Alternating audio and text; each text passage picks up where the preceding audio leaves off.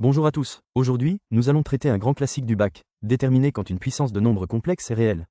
Regardez bien le titre en haut, Resolution. Nous cherchons les entiers n tels que racine de 3 plus i, le tout à la puissance n, appartient à l'ensemble des réels.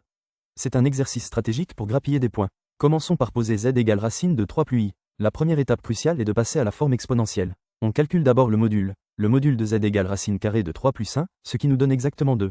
C'est la base de tout l'exercice, ne faites aucune erreur de calcul ici. On factorise ensuite par 2, comme vous le voyez à l'écran. On reconnaît alors les valeurs de cosinus et sinus pour l'angle pi sur 6. On obtient la forme finale, z égale 2 exponentielle i pi sur 6.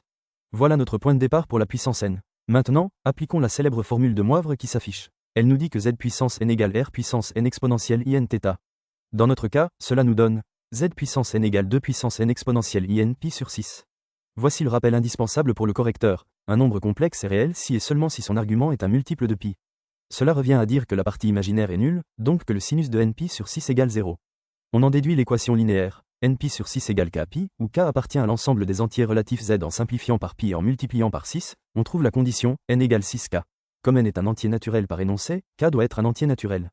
C'est exactement la rédaction type attendue au bac. Voici le résultat final dans l'encadré vert. L'ensemble S est constitué de tous les multiples de 6. À ton tour maintenant, essaie de résoudre l'exercice pour un plus i à la puissance n réelle. Tu as réussi? Note ta réponse en commentaire. Bon courage pour tes révisions.